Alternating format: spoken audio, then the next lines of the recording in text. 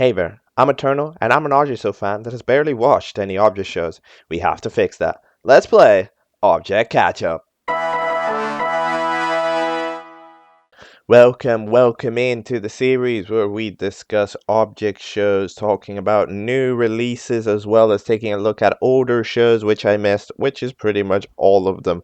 So, today we will be discussing a few different things. Now, there aren't that many new releases that I'm aware of. However, we will be talking about one main one called BFDW, which I'm gonna guess stands for Battle for Dandy's World, which is a relatively booming new release. It got 100,000 views within its first couple of days.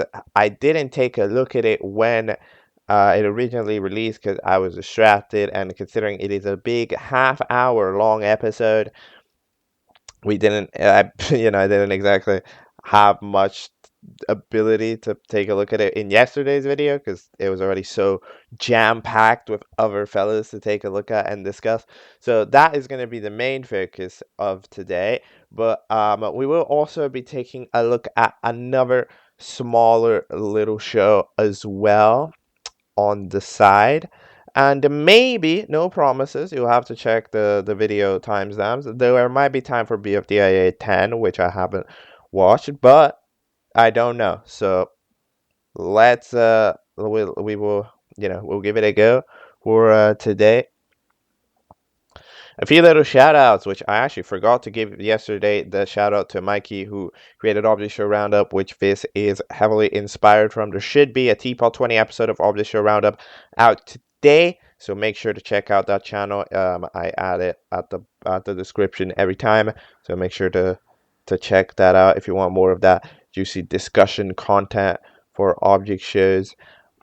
And also shout out to Zero yesterday, the creator of File D2B, which I saw my little discussion on the show and enjoyed it. So yeah, keep up what you're doing. As stated, the video we are going to be taking a look at here is BFDW episode 1, a main tune, question mark, exclamation mark. It is created by Archinock. I will come back when I have watched it, and then I will give my thoughts and discussions on it fully. Let's hit it.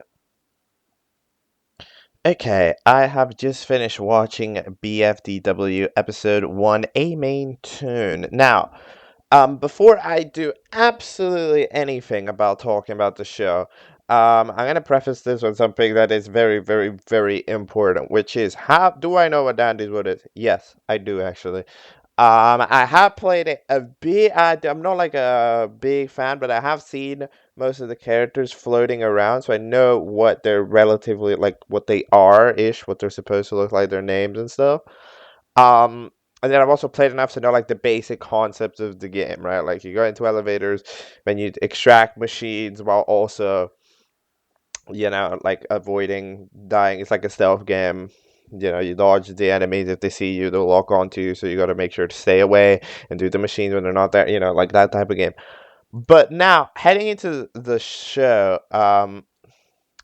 so this show, it starts off immediately, a very good start, by the way. It starts off with a little bit of a backstory about what is happening in a sense, or like what has happened in the past.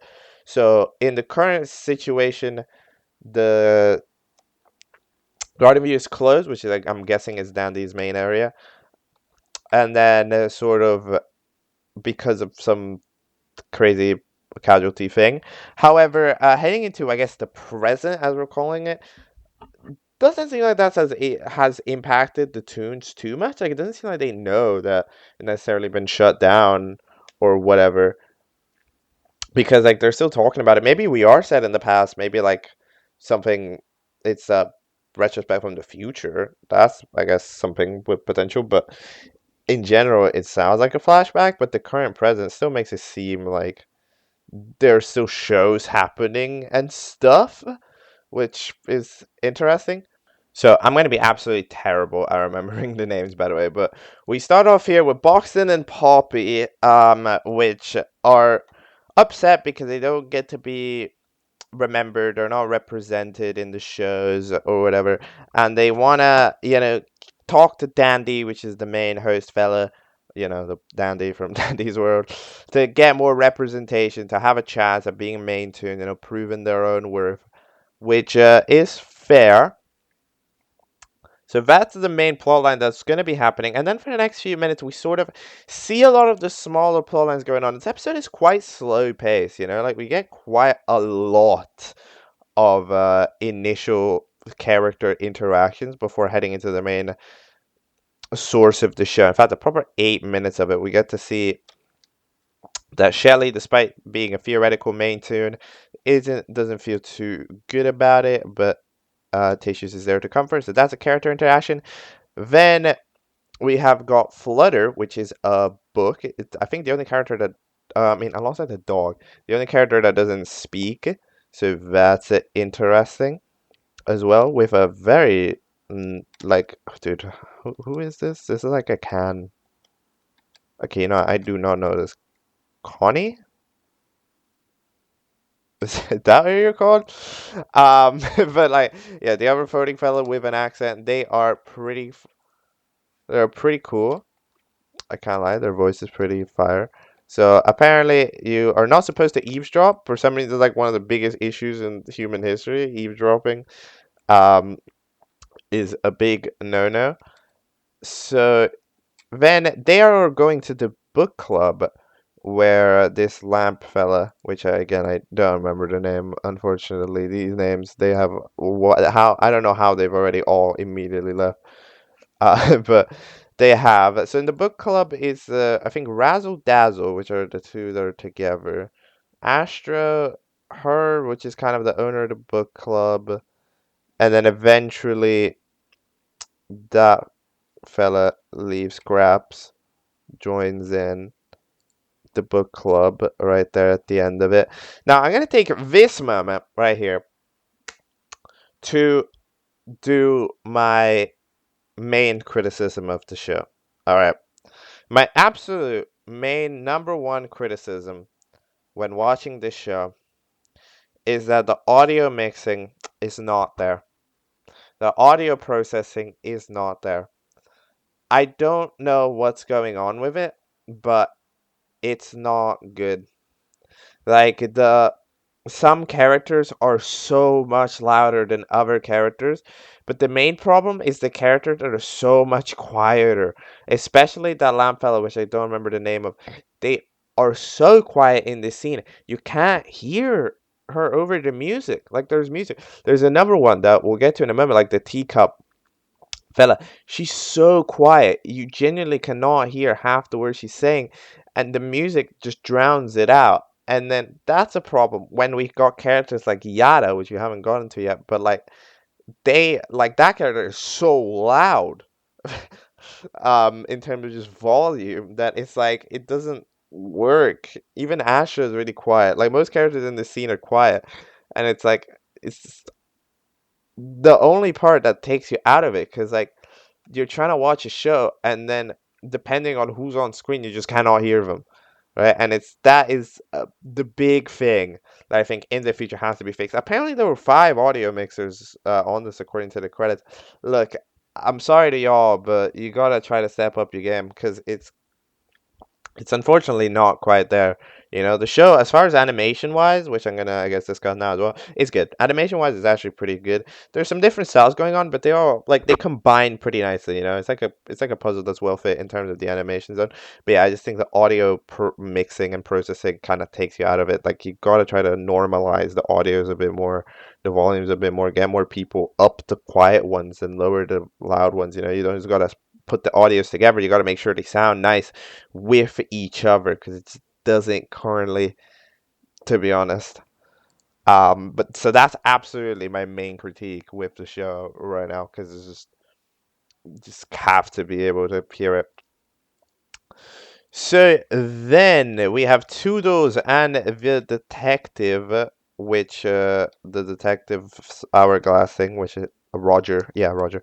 Um, which they're doing an investigation on Flutter because they want to find out what's I guess written on Flutter as like the cover or whatever because it's top secret apparently. So that's another mini plot line that we don't really get to see develop here, but we know that it's there. You know, they're making like these little mini plot lines currently. You know, they're like placing them on the map, and then theoretically in the future they're gonna of course expand on it. You know, maybe one episode they're gonna find out what's going on with Flutter, and then the ever scene like we're gonna Shelly is gonna deal with it, and then with the main Toon plot line, whatever. Like the tea party fellas, you know, they're off having tea, so they're kind of doing their thing. I know that Toodles and the no Roger and who is this? This like mirror fashionista lady is a little bit having their own plot line. We know that there's Shrimpo, which is having their own plot line with Finn, you know, as being like the only person Shrimpo even remotely speaks to, in a mildly positive manner, which is not well, not really true. It's not a positive manner, but you know, Shrimpo is just kind of that tough guy fella. "Oh, I don't like anyone, you know, that character that's all about hate. So that's a thing. And then there's Goop that comes in. I really like Goop's design. The designs are actually quite good because looking at the Danny Bro cast, like I think it's been adapted pretty well.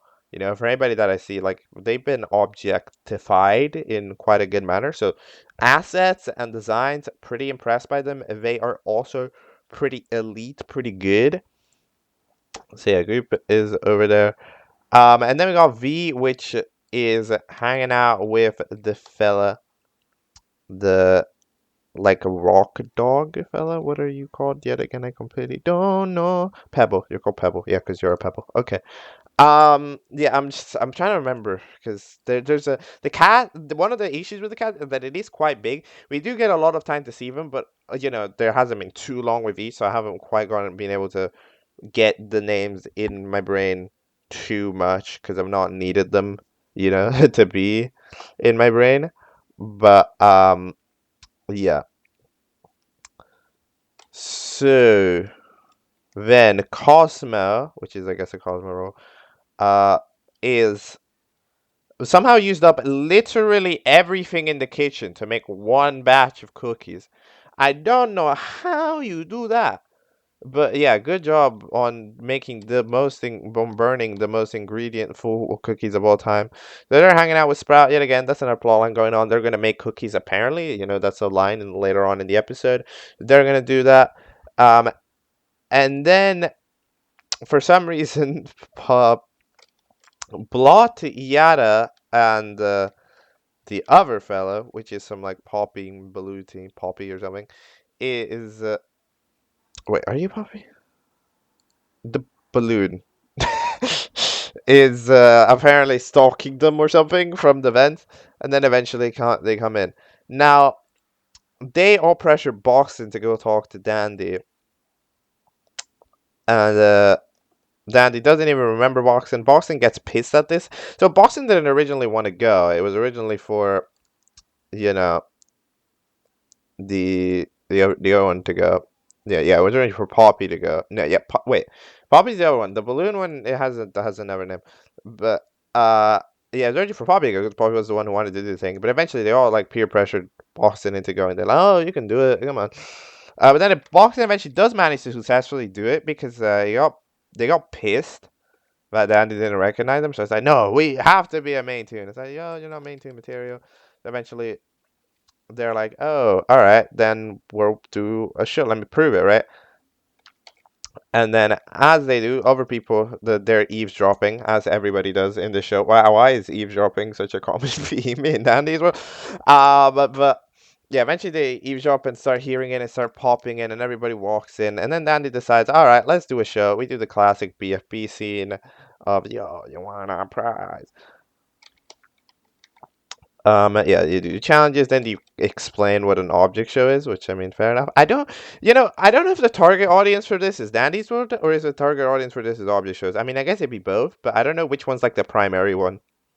In a sense, I feel like this one might be geared a little bit more towards Dandy's World than it is towards object shows, but like it's sort of in the middle of that range, you know. So eventually, I think everybody steps into the elevator because the previously main tunes get unmain tuned, they get demoted because for some reason Dandy wants them to participate. And then we get to see a little intro for the show, which is pretty sweet. I like the intro for the show. It's a very nice style of intro. The logo itself is also pretty solid, even though it's not like the top 10 most created things in the world. Um, like it just kind of looks like the Dandy's World logo. I think it has the same font and stuff, but it's a pretty solid logo with a very nice looking intro. I'm a big fan of the intro. So then they form teams. Now, here in the team forming is where I realized the kind of secondary thing with the show is that there's kind of no, like, these characters are relatively uncompetitive. Like the way that this team forming goes is the fellas go like, "Hey guys, we should join the team," and then they go like, "Okay, you can join." And that's just pretty much all that happens. The main tunes end up all joining together. Uh, then the other fellas, I mean, they get dragged along. Yada and Poppy go, like, "Yep, you're coming with me," and same thing goes with the lamp fella on on the other side. The only team that ever doesn't get made as intended is the book club team, which gets half of it gets harnessed into the other team with Yada and friends, or the other one, while Asher goes with the main tune because of being a previously main tune. Eventually, Goop, Shrimpo, and Finn make their own little team because they refuse to let anybody else join them. That's the only team with, I guess, that's the only small team. And there's a lot of the what I think I mentioned this one time when reviewing BFDIA.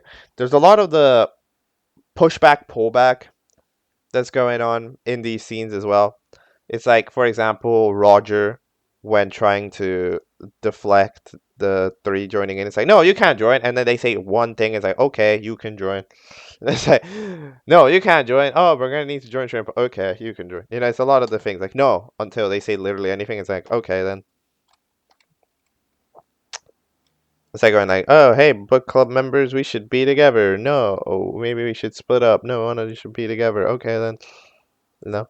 Then they make the team. So the main team, so the formerly main tunes are called the mains and us because the two fellas that join in just sort of on a whim, which aren't main tunes. But what are you? No, not Asha. Cosmo. They're similar names, and the tissues are the other ones that aren't main tunes by previous standards. Fellow, I hate team names.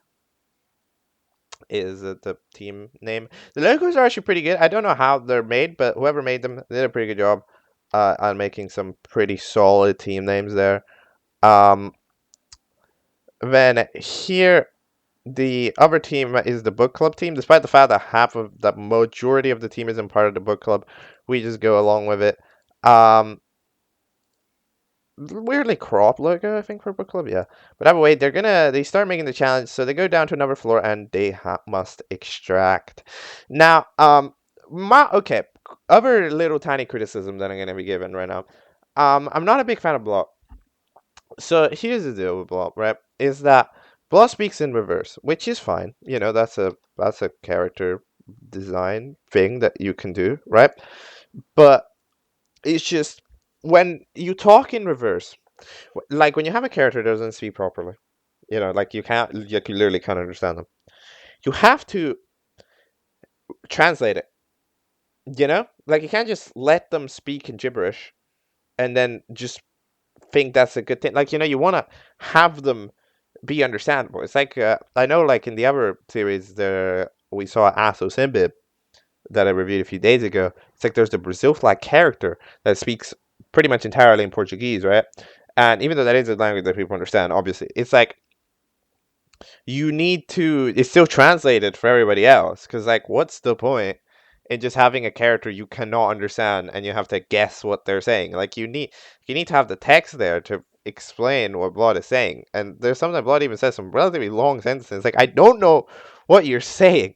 It's especially made harsher by the fact that YouTube, I'm pretty sure, doesn't let you reverse. Like you cannot play a video in reverse through YouTube itself.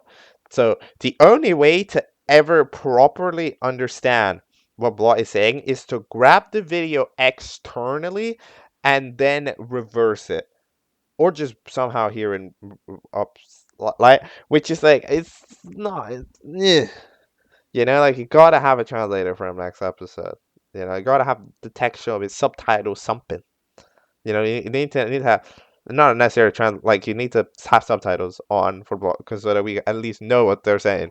Maybe the subtitles can be in upside down, but at least then you can read it in reverse or something. It's like you have to do work, but if you want to understand it, you can. It's just that it's literally impossible to understand them in the current way within YouTube. Like you need to grab the video elsewhere to be capable of doing it, and it's just a little bit annoying.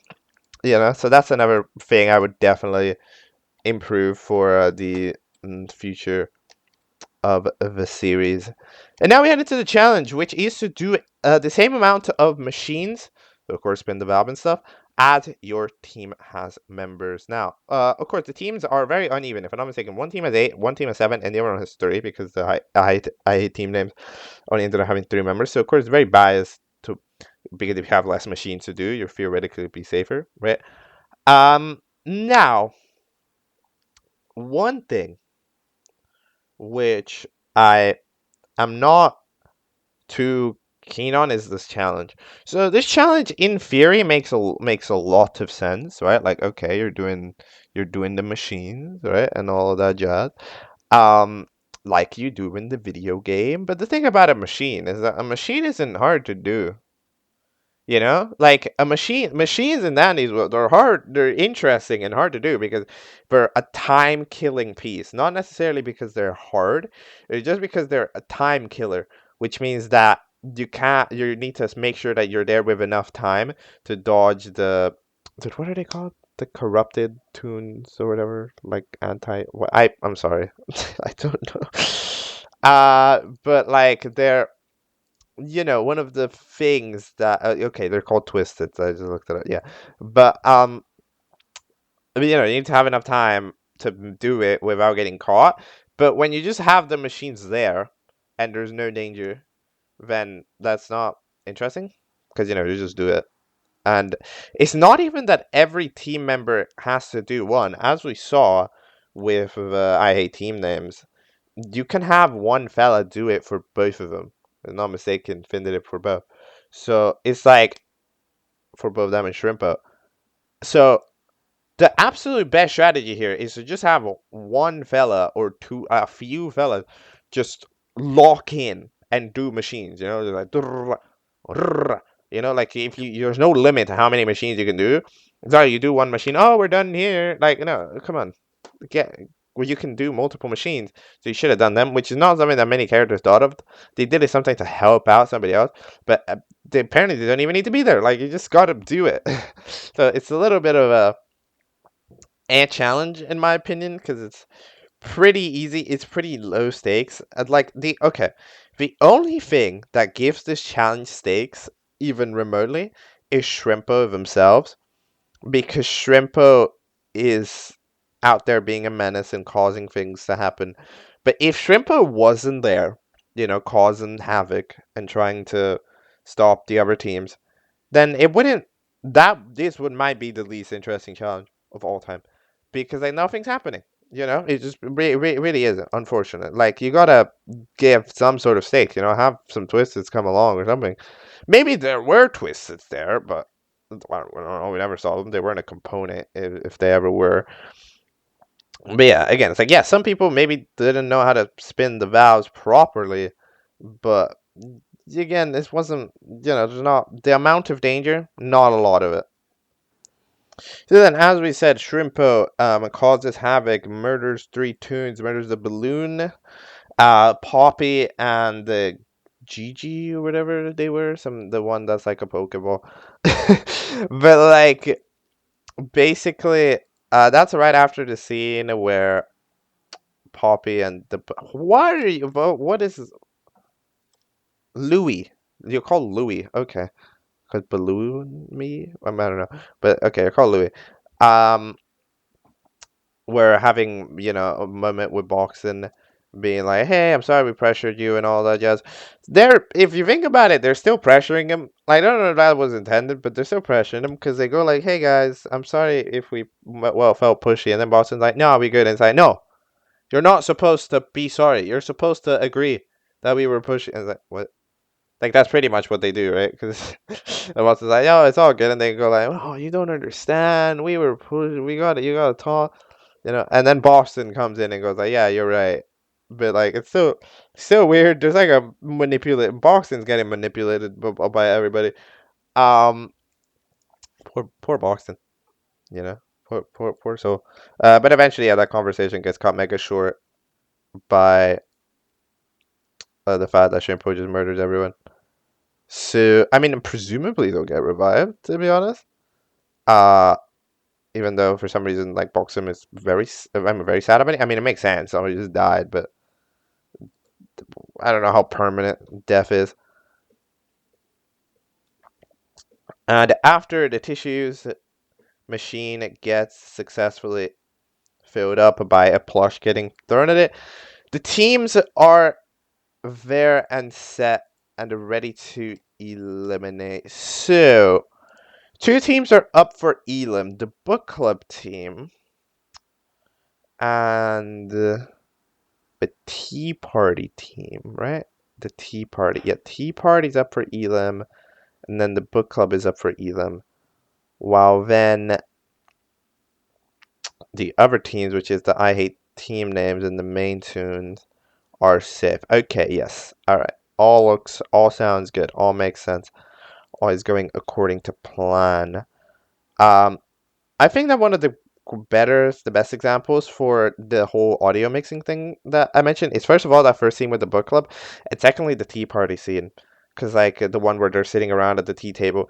Because like if you just look at the difference in audio between Tegan and Yada, it's like so much, and it's not great in my opinion. That's the one thing. That's the main thing that has to get improved.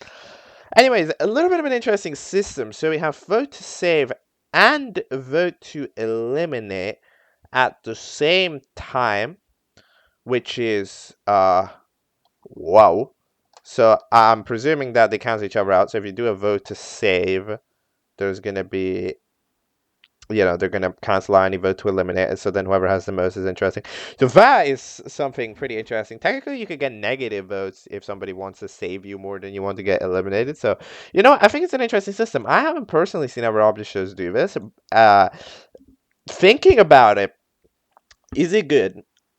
I can't imagine it wouldn't be. I mean, it seems like a pretty solid tactic. To be honest, I don't. Does another object show do this? Because I can't imagine a one right now. Vote to save and vote to limit. That's really interesting. Because then you can sort of go with both of them. I haven't seen it. I kind of. I would have to see how the votes would play out for a show like this to properly be able to see who's like properly. Everybody has 4 votes: 2 votes to save and 2 votes to elim. The vote to eliminates are numbers, and the votes to saves are letters. Okay, this is all pretty well constructed. I can't even lie. The voting screen is also pretty good. So I mean, I like that voting system in theory. I haven't seen it in another show. Maybe it is in another show. But it's not in one of the primary ones. So yeah, I'll be interested to see how the votes end up playing out on this because it could be a little bit of a game changer if this works. To be honest. Um, and then the credits where anything goes. Then we get to see the final of the initial scene where we see what the deal is. So apparently, like a fiery hula hoop ended up into the audience, and then with lawsuits, the whole thing got taken down at the circus.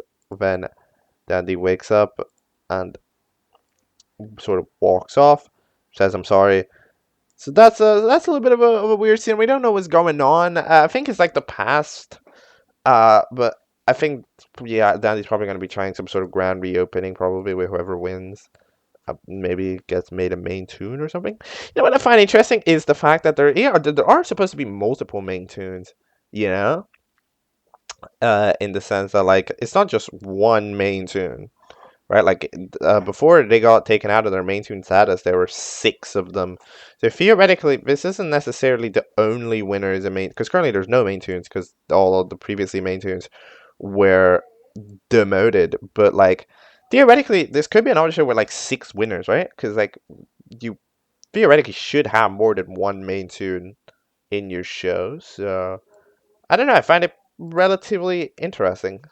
And yeah, as far as who gets eliminated and who gets saved, I don't know really. I'll let the Dandy's World fans figure this one out. Because me personally, I don't have enough gathering and intel on these characters or on the vibes of these fellas too much to properly be capable of giving an opinion of too much value. But if you just want it, I would probably eliminate on the book club team. I would probably eliminate the book club host fella because she wasn't that interesting. Only talked really about books, and I also couldn't hear her half the time, which isn't her fault. That's more a show thing, but you know it is still how I do. And on the other team, I would probably eliminate. That's actually a great question. That team was all pretty solid. Maybe the Pokeball fellow who died. That's the one who had the least proper screen time. Although their design is cool by having the arm sort of be inside the little glass protector thing. Yeah, they kind of didn't got the least screen time. So I guess for now I'd vote them. But overall, yeah, it's a nice little show. I like the concept. I like where it's going. It got a lot of support. You know, it did pretty popular. I just think it definitely needs much more work in the audio processing department and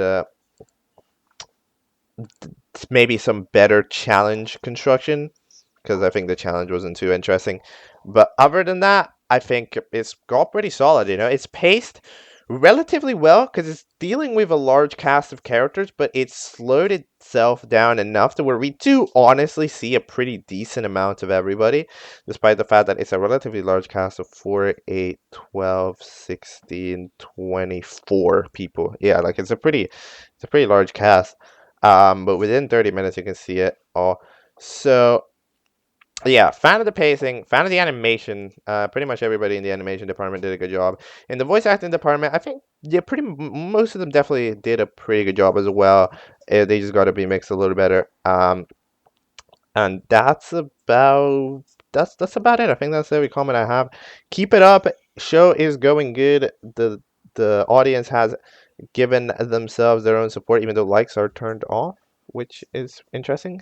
Why are you turn lights back on? You look weird when you have likes off. It's like you're trying to hide something. I'm not gonna lie, but other than that, yeah, show is looking pretty good, and good luck on the rest of it. That is my little note and analysis of Battle for Danny's Wood 1, a main tune. All right, the other object show I wanted to take a look at today is a little tiny little object show called Silly Show. It is created by that's a tough name to pronounce. I'm very sorry. I'm gonna say yiypop, which is a little channel. They made a few series which got an amount of views. However, we're going to be focusing on their Silly Show series, which just had an episode yesterday. It's got 5 episodes, however, they're all relatively short, so let's take a quick romp through them, give our opinions, and we'll see what we think. Let's start it with Silly Show 1, Forks Spectacular. Alright, well that was Silly Show 1, Forks Spectacular, that I just watched. Now, so this is of course, they're relatively quick episodes. All of these videos are relatively short, but I'm going to introduce you to the cast: Pineberry, Fork, Lime, Grandfather Pill, Platinum Bar, Boulder, and Moon. And now we then have a little bit of an information. I am a big fan of the voice acting. To be honest, the voice acting for these characters is very, very powerful. You know, a lot of the time when VAs sometimes, it's a little bit chill, but like especially like with Grandfather Pill, it's such a strong performance, like it's so much power put on the voice with Boulder. Same thing goes with the Boulder, um, with the Pineberry as well. So the VAing in that perspective is actually pretty solid. I like the emphasis put on each character. So the challenge ends up being to jump over the bottomless pit of doom and despair. Somebody questions it and immediately gets thrown into the pit, and then the challenge goes for just does a crazy spin and immediately makes it and is safe. This is one of those challenges where it kind of feels weird because it did take a little while for Fork to get through. So theoretically, if somebody else could have probably gotten by in time. I mean, we did see on the last shot that Lime was getting there, but eventually doesn't really manage. I'm also not a big fan of challenges that just straight up ban a contestant. Like Moon can't fly past. So it's like, what is Moon supposed to do? Like they are forcibly up for Elam. But either way, it is silly. It doesn't matter. Um, so, good job to Fork. The eliminated contestants are the Platinum Bar, Lime, Boulder, Moon, Pineberry, and Grandfather Pill. Who would I eliminate? I'd probably eliminate the Platinum Bar because we didn't. It's the only character we saw nothing of in this episode. It's the only character that was completely forgotten to be written into it. Other than the intro, that's kind of it. There's nobody else. So I'd vote Platinum Bar. But I guess we'll see in Silly Show 2. There's not too much else to say. Let's pop into it. All right, that's Silly Show 2, ending with a silly sound, balancing Boulder. Now, what do I think of this episode? It's pretty fast. I think, yeah, expectedly, Platinum Bar gets eliminated with only 5 total votes in it. So, I mean, the fact that I guess that Platinum Bar will get eliminated, I think is more luck that the 5 people, because the 5 people, it's not a high enough sample size to where you can realistically think of it much. Moon stopped being a flying contestant because I think I'm not gonna lie. There's no way the reason isn't just that we couldn't be bothered to think of a challenge that a flying contestant can play in, so we have just decided to banish the flying contestant to stop being a flying contestant. I did. Then everybody gets on the balance beam. There's an immediate battle between Boulder and Moon. And Moon proceeds to send Boulder off the stage. However, Boulder latches on and breaks the balance beam, making everybody else fall. Except Pineberry, apparently. Not a big fan of this because we don't even get to see Pineberry at all. Really? Like, apparently they were the last one on the beam. According to what, we didn't get to see that everybody fell off at the same time. So it's sort of an arbitrary decision. It feels like an arbitrary decision. They could have picked anyone because they didn't make it look like it was different. Everybody fell at the same time, but apparently somebody was last on the beam. Ugh. Then the voting, I would eliminate in this case, definitely Lime. Lime is the other character that completely got forgotten to be written in this episode. The first episode, they look semi-interesting, but in this one, they just aren't there at all. So, yeah, I think you gotta eliminate Lime in this scenario, in my opinion. But let's find out. Heading into Silly Show 3, which I think is the one with the most views. It's called Cuboid. Let's watch it. Alright, I've just finished watching Silly Show 3, Cuboid, and okay, hold on. Let's first. I don't know what's going on in the first scene, so I don't.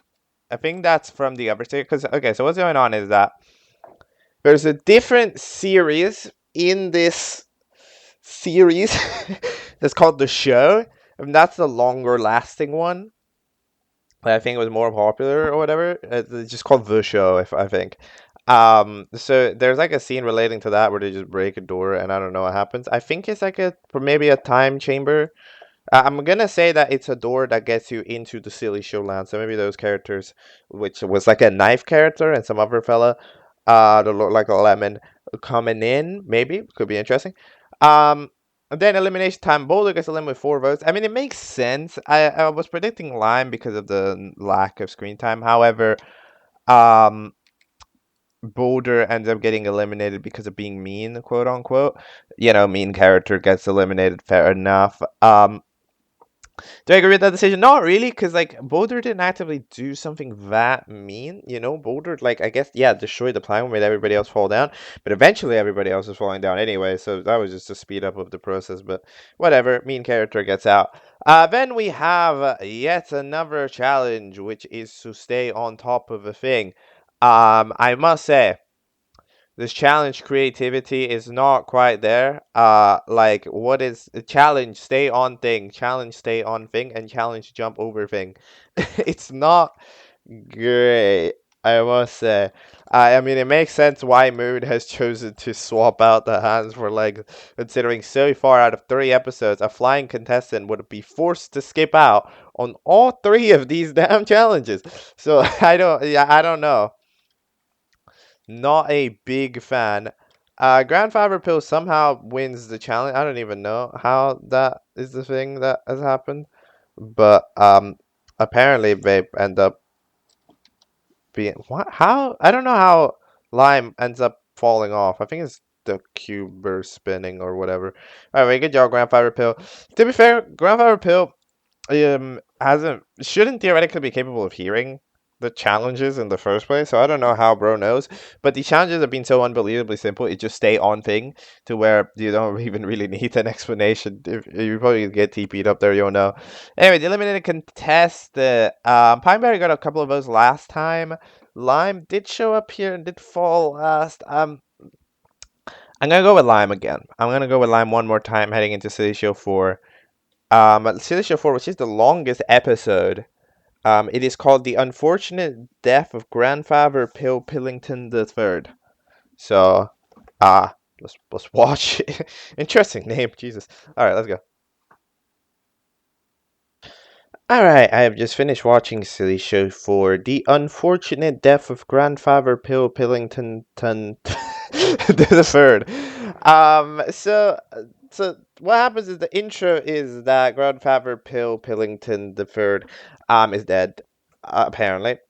And everybody's sad about it, but it actually turns out to be a setup for the next challenge because you know that's the challenge is that they split up into 4 pieces the pill, and then you have to go find as many pieces of the pill as possible. So that makes sense.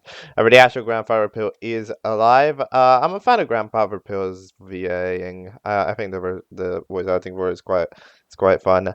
Elimination. Who gets eliminated? It is Lime. Lime gets eliminated as expected. I think Lime gets eliminated out of this one because people didn't like Boulder, and anybody that Boulder is going to set an allegiance with is obviously also going to get eliminated so quickly. So that's fair enough. So discover mean character. Mean character equals bad, according to voters in object shows. So, um, yeah. Now the challenge ended up being finding Grandfather Pill pieces. I like Grandfather Pill because Grandfather Pill is also somewhat creative. I like how Grandfather Pill just literally just takes a piece of himself and gives it. Although it doesn't count, which is, I think that's not fair. I think it should have. I think it would have been more fun if it counted. But either way, it does count. Pineberry and Fork end up debating over getting to the 2 pieces of which they find that happen to be in the same spot. I think there's 4 total pieces that end up getting found because I think Pineberry has 2. Moon ends up getting 1 out off screen ish, and I think maybe Grandfather Pill has 1 as well. But yeah, Pineberry and Fork battle over it. Turns out that Pineberry eventually wins. For some reason, they ask permission to have a battle. It's kind of weird. But yeah, as far as the challenge, I mean, it's better than the other challenges where you just go and stay on thing, So, I mean, it's more creative. It's still somewhat arbitrary because we're doing a finding challenge. We're in a show that has no environment, you know? Like it's like a find the hidden things, but in a show without an environment. So it does feel like mildly pointless, but it's still like, yeah, it's still alright.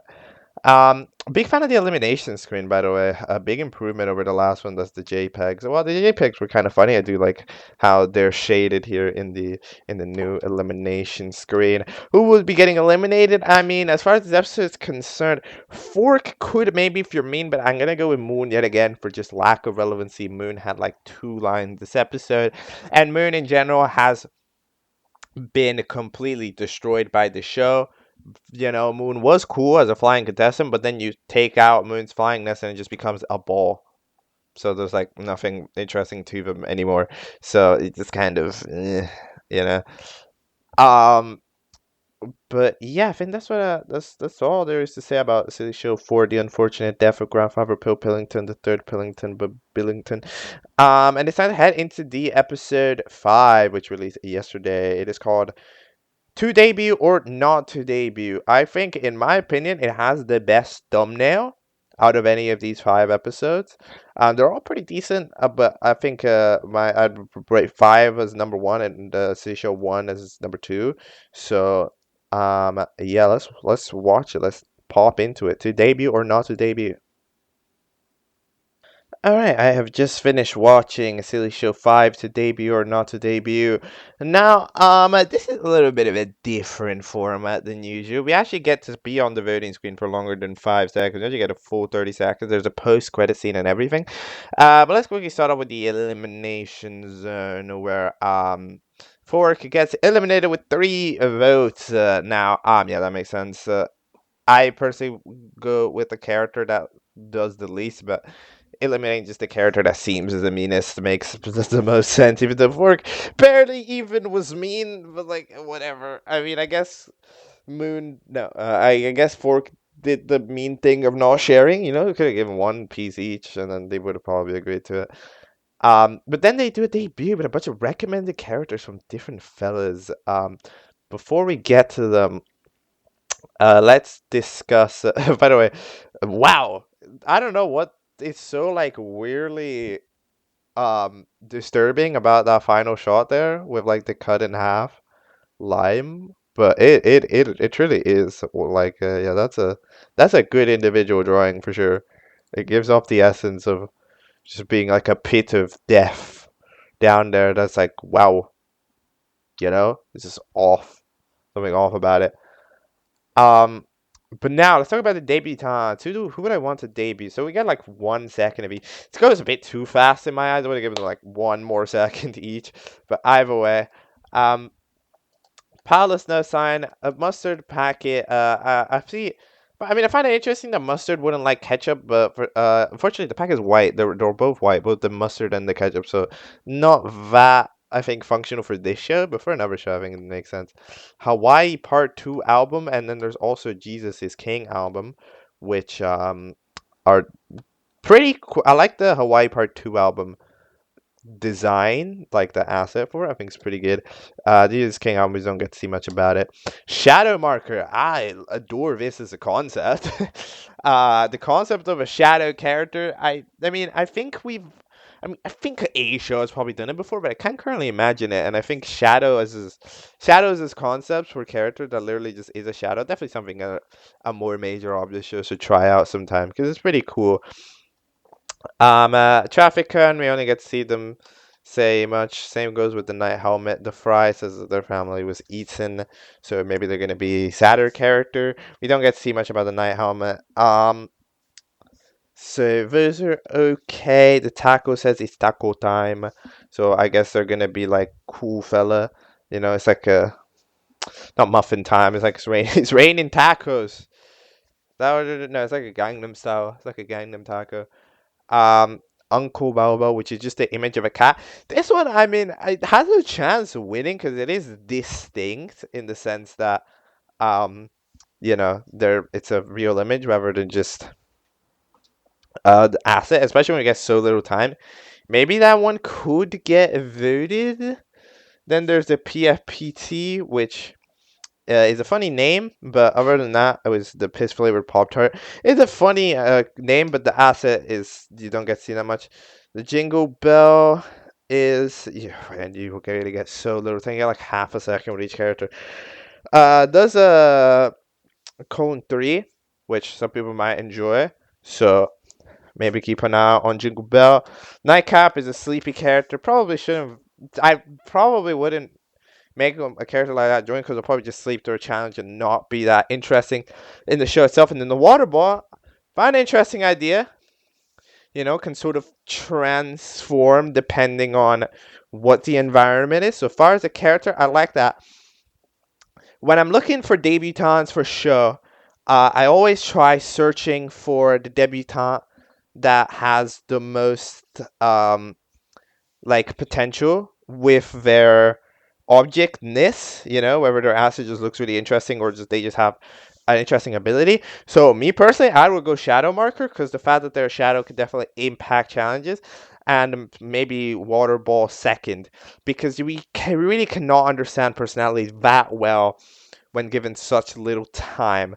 So personally, I would go Shadow Marker and then second pick Water Ball in case. But other than that, I don't really know who the masses would vote. The masses could vote anybody, to be honest. So especially because the voting counts for the show, they're not very high. But go vote. Why are you out here listening to me talk? Go down there, click Silly Show 5 in the description. I have it linked at the bottom of all the description, all the videos. And then go put your vote on who should debut. Be the change you want to see in the world. Okay? Alright. That's all. My review of Silly Show 5. Yet again, my opinion, VAing's pretty good animation wise. I mean, we're in an empty environment, but that's just the style of the show. So it's all looking pretty good. So let's just keep it moving. Keep doing what we're doing. And let's head to City Show 6 with a new debutante into the future. Not today, because, well, of course, episode isn't out yet. But hopefully in the future, it will be. Alright. Alright, next up is going to be a little bit of a bonus show that we're going to be watching. So it's created by Mr. Dawn of Light, which is a really small channel. It's actually got less subscribers than this channel. So you must go subscribe to them. Come on. We can't have this channel where I just yap have more subscribers than a channel of an object show I'm reviewing. They created Object Goof, which is a really tiny object show, 1 minute per episode, but episode 2 released pretty recently. And I just felt we got time here today. There's not too much extra stuff to look at, so there's time for it. Let's give it a go. Let's start with Object Goof 1. Show the proof that you're a goof. Let's hit it. Alright, I have just watched Object Goof 1 show the proof that you're a goof. Now, what do I think of this episode? This episode is it's a pretty interesting cast of characters going on. Their assets are all actually relatively good. I don't know if they're all custom made for the show. At least as far as I'm aware, I don't remember seeing them in other shows. So they're all pretty good assets. Whoever made the assets, they're good, even if they're from another show or not. I know that some of them seem inspired. Like if I'm not mistaken, Clock from Don't Hug Me as Scared, I think looks very similar. There's like a Clock character. But either way, this host is just a human, and they have a challenge to pick up soap. First person to pick up soap wins. This is one of those challenges that is deceptively easy, and it is in fact extremely easy. But for some reason, Karki gets like yeeted into the void. Salad Fingers destroys Lemon for some reason, and then Rolling Pin Jr. does it first. Yet again, one of those challenges that feels a bit arbitrary because we don't get to see everybody go at it, right? Like it's almost like in the timeline they're taking turns, even though that doesn't make sense. They're supposed to all be doing it at the same time. So for example, like I don't know, why did Crumble not get it? What happened to Crumble? What happened to Dime? What happened to Black Light? What happened to Lampy? They could have grabbed it. I don't know. We didn't see them even try before Rolling Pin Jr. was done already, right? So that's kind of the one thing I find negative about these types of challenges, or who does it first wins. I would have probably just simply had more people be safe. What's the point of 1 immunity and 9 and 8 qualifiers? You could have made like 3 or 4 be immune and then have a voting between 5 people, right? And also split the votes less. That's my opinion on that. There's a few things I find pointless, but in general, the assets are really good, and the challenge isn't that bad. So I'll go with it. I agree with it. Now, Object Goof 2, the one released a few days ago. It is called Lampy Made a Scary Face. Did Lampy make a scary face? Let's find out. Okay, I just watched Object Goof 2. Lampy made a scary face. I'm not gonna lie here, right? I'm seeing some potential in this. From the depths of nothing. First of all, let me notice here for a moment. I just find this intro hilarious. It's a perfectly standard intro. I just find it really funny that an object show with an episode that lasts 1 minute have a 30-second intro. The show and a voting screen that lasts 20 seconds. The actual show part of the show is 15 seconds long. What? That is like nothing. But other than that, Crumble eventually gets eliminated with 2 votes. As I've said, I think in my Object Group 1 analysis, too many people are up for Elam. Like, as you can tell, look at how spread out the votes are. Crumble gets eliminated with 2 votes, and then 5 other characters gets 1 vote.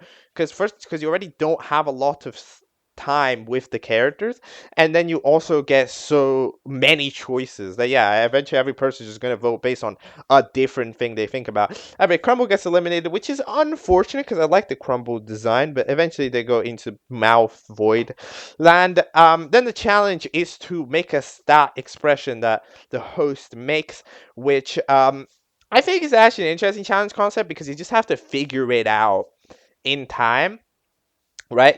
Because it's sort of that puzzle challenge. However, Lampy does manage to do it first, and yet again, they're immediately safe, and the challenge is over, which is kind of again, I enjoy challenges where everybody gets to go. That would be my main recommendation. Make a challenge called, like, I don't know, long jump or something, where everybody gets to, you get to see everybody try to challenge, rather than having a challenge where the first thing that happens is the safe one, right? And then half the characters don't do anything. Like Blacklight hasn't done anything yet in this show. I don't think Dime has done anything either. Rolling Pin Jr. literally, I don't think appears in this episode.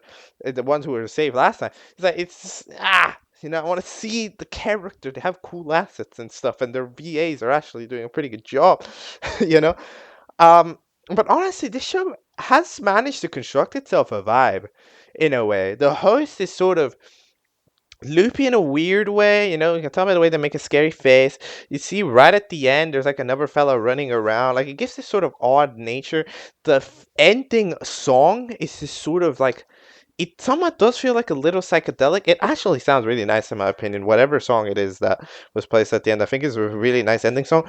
But there's like static noise playing in the background, and it's like, it does give off a tiny amount of a eerie vibe. And then at the end of it, you get to see something going on in the void, or, well, the mouth void, whatever that Crumble ends up in. And that part is just genuinely well animated and everything. And then calling out, will they get joined by whoever gets eliminated in the next challenge? Like I said, there's things going on. I think there's an idea.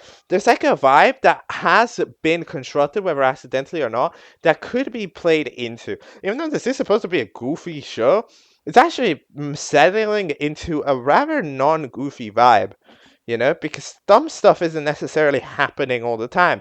So we've got some potential to have a little bit of a non-goofy show. However, of course, the main thing that needs to happen is the show needs to not last 1 minute. Right, the show needs to be a little longer than that. We need to get like an episode that's like 3 minutes, and then maybe we can talk about like settling into a proper challenge, 3 minute, 5 minute, that type of length. Then maybe we can talk about it, but with 1 minute, we can't work with anything, especially if we're including a 30-second intro and a 20-second outro, right? Like, there's no time to do anything. So that's just, yeah, I mean, that's my main recommendation. If it's possible to make the show longer, make it. If it's not possible because of, length of animating, length of production, length of writing, all of that stuff, right? Then, keep doing what you're doing. I think it's pretty interesting. I think it would have potential as a longer thing, in my opinion. Like, if you made it a longer thing, I think that we could have some stuff to work with to make a cool show. But at this current length, it's more like a concept than it is too much else. But that's all for my Object Goof 2. I have talked so much about a 60-second episode. Yeah, that's all. Keep doing, and good luck on future episodes. Alright, and as I promised at the beginning of the episode, we do have just about enough time to take a look at the next BFDIA episode, which is BFDIA 10. BFDIA 10 is titled Taste the Sweetness. Now, we last time in the BFDIA Lagoon, we watched BFDIA 9, which was a long episode. Half the characters are stuck in some weird, realistic 3D land. Team Noning is up for Elam after Gelatin and Tennis Ball cannot cooperate. Golf Ball is out of the tree, however, and yeah, well, I mean, we'll get to see. The episode is relatively shorter. It's called Taste the Sweetness. It's only 21 minutes. And I think we got time to cover it today. So, let's talk BFDIA 10. I'll be back after having watched it, and that'll be the last thing we take a look at for today. Alright, I have just finished watching BFDIA 10 Taste the Sweetness. Now, this is quite a silly little episode. So they decide to go to Cake and Steak after, well, a few of them want to start a alliance. I'm not sure if this is going to be kept up with. I mean, maybe. We'll have to see. It depends what Balmy and Needle are up to. But anyway, Ruby disagrees with Ice Cube, so eventually they die. So I don't know if that alliance is happening. Um, then Lewis is now just an important character in history, which I just find very funny. That Lewis is like a character. Um, but anyway, they need to go back to recover everybody, so they will now be heading into the HPRC.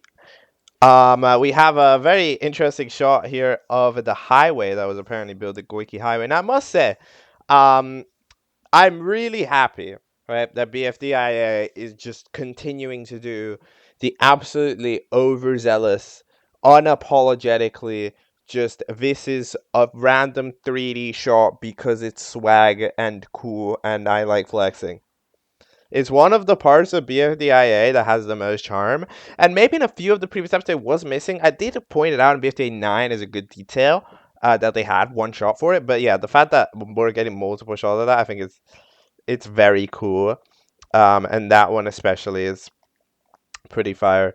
So we did figure out that yeah, that little void dimension is somewhat the afterlife. However that works. The little hellish dimension. Eventually, they all get recovered by the HPRC. I mean, it's interesting to know if that's the only time. Like when a character dies, do they always go over? Or is it just that specific time happened? Well, we don't know. But for now, until proven otherwise, it does seem to be what happened when you were dead. Um, then Cake and Steak, which by the way didn't have an intro this time around. Last time it was the Lewis intro. This time it's not the Lewis intro. I guess it's because we're in the Lewis car. So Team No Name, Tennis Ball, expectedly, I think, Guess the Likes did the most in the challenge and deserves, did a very high amount of effort. And people award effort in challenges when the prize is involved. So they get a swap token that allows characters to swap. Then the eliminated characters proceed to be is Gelatin by quite a significant margin. Of course, Gelatin ended up making the team lose. Does that make sense? To me personally, I think the idea of making Gelatin lose definitely makes sense. I definitely approve of it quite a bit. Because Gelatin getting really, really far in BFDIA just doesn't feel right. Like, I don't know what it is about Gelatin, but even though Gelatin was a BFDIA character, I feel like Gelatin shines outside of BFDIA. Gelatin feels very much so like that type of character that gets inherited by BFB in my eyes, because made it super far in BFB, just a constant presence, right? So feels like such a BFB-esque character. It also just fits the vibe of BFB more than some other fellas. Eventually, Gelatin gets in and is now, I guess, gonna hang out with Fiery. When the car gets crashed, Flower makes a cameo appearance. I'm not sure how, but good job to Flower for chilling out. We get to see the intro regular version because we're not in Yo-Yo Land anymore. And then we head into the team swapping. Now, because of Icy making a beautiful face, apparently everybody switches over to that team. I don't know. It's a little weird because it's not like that face is a new invention. So it's like people have seen it before, so I don't know why like everybody's enamored now when it's a thing that has happened. I guess it hasn't happened during the team switching portion, but yeah, I mean, it's kind of goofy. Everybody switches around. Tennis ball immediately uses the token to make golf ball switch as well. The swap token is a very powerful thing. I mean, it literally just magnetizes onto the character. And then Fries alone is just chilling. Fries is a rebellious fella. I mean, if they all switch to a team, I guess they just have to do an individual challenge at that point. Um, yeah, they all agree on the name of the Beautiful Face Devotion Institute. Except Golf Ball, which I mean is upset about having joined, so that makes sense. Um, and then the two teams make and sell ice cream, heading into the challenge, which is to make ice cream. Now, um, immediately, this is a predictable episode in terms of outcome because you need to have the viewers vote. So Fries cannot lose the challenge, right? Like you need to have the viewers vote at the end of BFDI episodes. It's just a thing, like it's very rare that it just isn't the thing. So especially because we don't have two teams up for elimination like we do in T-Paw, so they could have gotten away with Teardrop losing, right, and getting eliminated because you still have a team to vote for. There's no way they're just not making voting for an episode of BFDIA. Which means that Fry just literally has to win from the get go because if Fry loses, they are the only option, right? Which means that like, yeah, it's the thing. The other team has to lose, and I honestly expect them to lose anyways because it's just that the unorganization of a team of 12 is immense, especially when it's that group of 12. They are surprisingly competent. They actually agree to give to follow Golf Ball's instructions to a certain point um, and keep it moving. Then barbecue sauce and pineapple, the hit fellas from the steakhouse get more screen time, which I'm relatively surprised by the fact that they get screen time, but I guess consider we're still using the steakhouse. Yeah, they eventually are like, yo, Justin got eliminated, and then nobody will bother us, but then nope, it turns out that they're rebranding the steakhouse for the sake of the ice cream. Um, it's such a weird duo, by the way, of voice actors that one because pineapple is voiced by Tomska, and barbecue sauce is voiced by Zach from the Try Guys. So the fact that they're just team like when it's a cameo, it makes sense. But now that like these fellas, in a way, they're characters that show up in multiple episodes, it's kind of weird to just go like, oh yeah, Tomska, that's just a voice actor for BFDI. you know. Um. Eventually, Coiny wants to figure it out and somehow telepathically swaps the voice. This one is kind of weird because like I don't. How does that happen? You just thought really hard, and boom, voice swapped again. But I guess that happens. So they manage to do that, and then they go make ice cream. Now, Taste the Sweetness is a little song that they eventually make with the decorations. They have a little song as they decorate the building and make it around and put up the posters. They're all pretty close. They're all pretty cute posters, and some of them are pretty funny, like eat this ice cream if to lose your limbs or whatever. Because of Pin, even though Pin didn't try, it's pretty funny. Um, this probably drawn by Carrie, to be honest. And eventually they go over and make their own contribution while Gorball is leading the fellas over at the making ice cream are making ice cream, and they do successfully make ice cream, to be fair. It's not the greatest ice cream of all time, but they do make the ice cream. The problem with the ice cream stand isn't actually the ice cream itself, it's just the selling of it isn't great. Because Pin flops it, because Pin just thinking about limbs all the time. Book, for some reason, decides that the book is going to have a fortune cookie in it. And then Spongy doesn't even really give it a good go. By the way, this episode is definitely by quite a margin the most extensive usage of recommended characters in BFDIA so far. I mean, they are an essential component to the challenge. They get proper cameos, speaking, and everything. They're part of the challenge, they're part of the component, and it is cool to see them being used to such an extent. They show up in so many scenes, like a over 6, I think, scenes in this episode have recommended characters in them. Adore the domino, fellas. I don't remember who suggested the dominoes, but it is a bingo, squirk, and domino. Ha ha ha ha ha. LOL. It falls. But that's what a name. Absolutely amazing character idea and design. I hope a show eventually has that concept. There's so many cool character concepts in there as well. Um, so adore it, especially at the end as well. Fries eventually getting them to eat the food.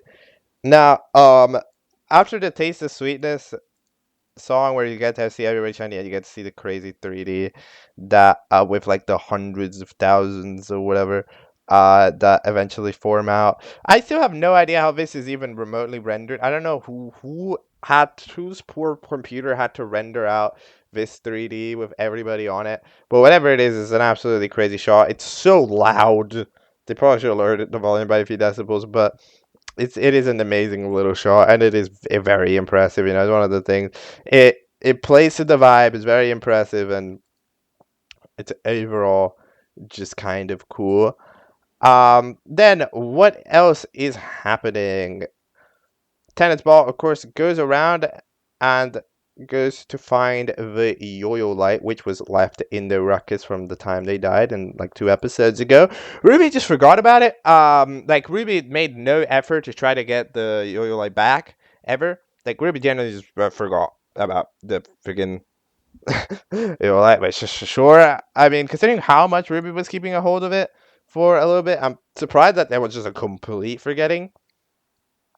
But yeah, I mean, I guess it goes how it goes. Eventually invites Garple over for discoveries. We find out that apparently she had like a dodecahedron. I don't think that will matter. I mean, well, of course, the yo-yo light is extremely important, as we know in Teapot, and I think it does important stuff in BFDI episodes as well in the future. I don't know what it does, but I think I've heard that it's a component. I don't think like any of this science analysis stuff is gonna matter too much because like it's just kind of okay. Are we seriously about to get actual fake science for what a yo-yo light is, how it works in a BFDIA universe where like nothing makes sense anyway? Like yeah, it's just kind of.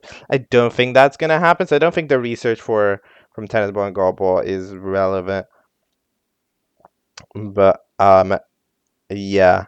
We do get a fun scene of Pencil calling Nickel an American 5-cent denomination.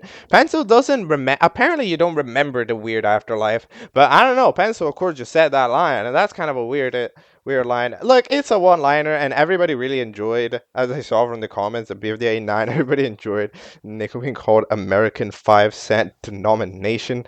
So I mean, yeah, I felt definitely. Sure, we can give the one liner, even if it doesn't make too much sense. Um, what else happened? So eventually, Fries. Okay, so what is Fries doing? Fries in this challenge eventually wins by not really having ice cream because the ingredients for ice cream are not underground. But either way, Fries delves into a forest, gets Balmy, which infamously digs underground for Fries, usually. And then tells him to dig underground. Now, apparently, just here we get another case of the pushback pullback that I've referenced in BFDIA a few times again. It just character goes like, no, I will not do the thing. And then the character goes like, yes, you will. And then the character goes, well, okay, guess I can't do anything about it. Now it happens to Bommy, it happens to Needle. It just happens so much in BFDIA. This pushback pullback. If as soon as somebody questions something, there's immediately they immediately just go like, don't question it. And then they don't question it. Like it's so rare to have something be questioned and then not be immediately pulled back and go like, okay, sounds good. Same thing goes with barbecue sauce and pineapple. In one of the final scenes that saves them, they have to pull the fire alarm, so they throw the prize, which is the up button, which they stole from the headphones somehow. And they put out the fire alarm. Pineapple's like, why would that help? And then barbecue sauce is like, just do it. And then pineapple sauce is like, pineapple sauce? And then pineapple's like, okay. Like there's no stubbornness. Nobody in BFDIA is stubborn.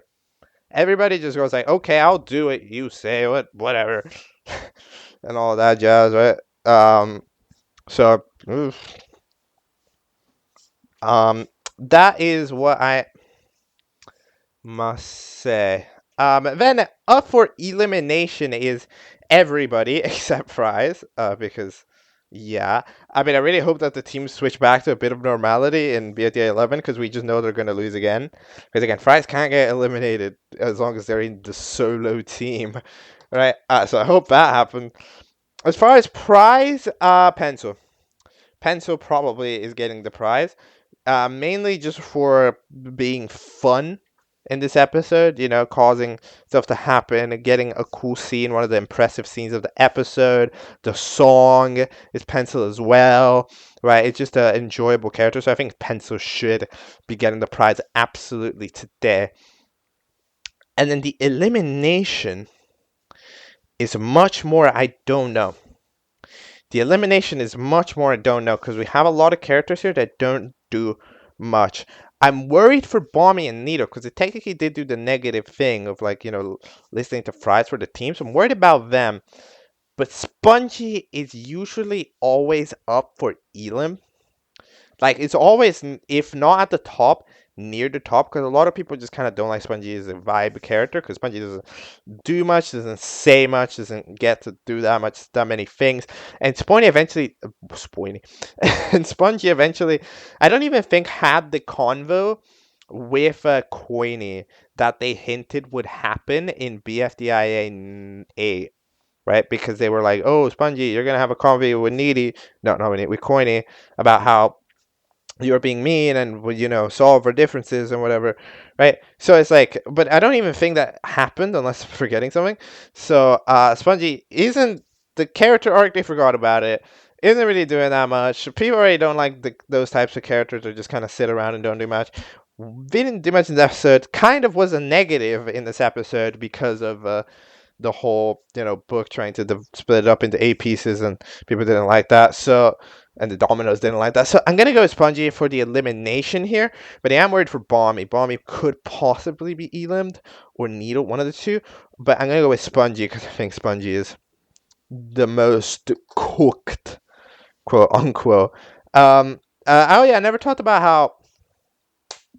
how Fries eventually won the challenge. Fries eventually just ended up using the expired ice cream, which the fellas didn't really mind. The recommended characters, um, they just went for it.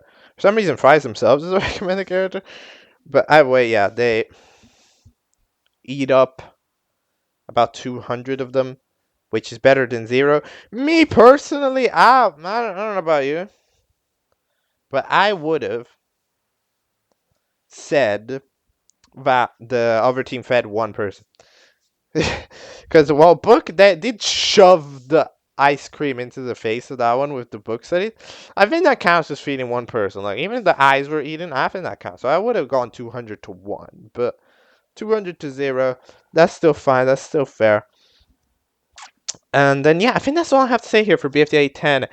Taste the sweetness. It's a fun episode. It gives a lot of BFDIA vibes, I think that just with the random little humor, stuff doesn't make too much sense, having the jokes that people like and then some new jokes and then all that jazz, the combos and stuff and teams being weird and all that jazz and girl ball, the dynamics that we like, that people like seeing, right? So it's a pretty good episode, I think, of BFDIA, this one.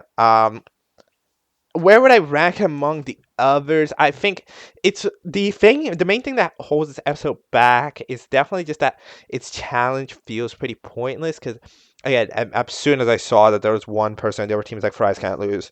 So it's not amazing, but I'm gonna say it's better than BFDIA 8 and 7. But I'm gonna say it's worse than 6 and 9. All right, I'm gonna say it's worse than 6 and 9. So I'm gonna put it around a minute. Also because it's pretty short and not too much happens in terms of plot importance necessarily, other than everybody switching to the same team, and also the voice swap back from Nito and Corny. Other than that, we're pretty much in a pretty similar situation. So I'm gonna put it in between those. But it was pretty cool. It got cool scenes. I like the 3D, and that's all I think I have to say for BFDI 10. Taste the sweetness. Oh yeah, final thing. I really like the gag that Pop Speaker Box just gives a book a star and then just keeps it for like the entire episode. I like that. I don't know. I like these types of visual things that they just stick on the character and it just is like that. I'm a fan of that type of thing. All right. Okay. That's the last thing I wanted. Now I can actually switch it. Be over. We done. And there we have it. That was all for today's installment of Object Catchup. It ended up as an episode of relatively normal size compared to the other ones. It's just the last 2 days were longer episodes than usual. But yeah, we had to talk about that big half-hour long Battle for Dandy's Word episode. But we got some time to sneak in some smaller shows and a BFDIA episode, which I want to get through because especially in BFDI, I mean, at this point, we're getting to the point where BFDI 22 should be right around the corner, considering how long it's been to BFDI 21, and I don't necessarily want to have to like the 3 hour long video. We watched 10 episodes to catch up. So I gotta like try get into it roughly here in the middle, while also talk about other stuff because otherwise it's gonna be a little bit of an issue. But yeah, that is today's episode of the Catch Up. Of course, make sure to do all the good stuff like liking, commenting, subscribe, anything that you want. If you enjoyed what you see and you're here in this outro, and yeah, we did it. We're all caught up. Goodbye.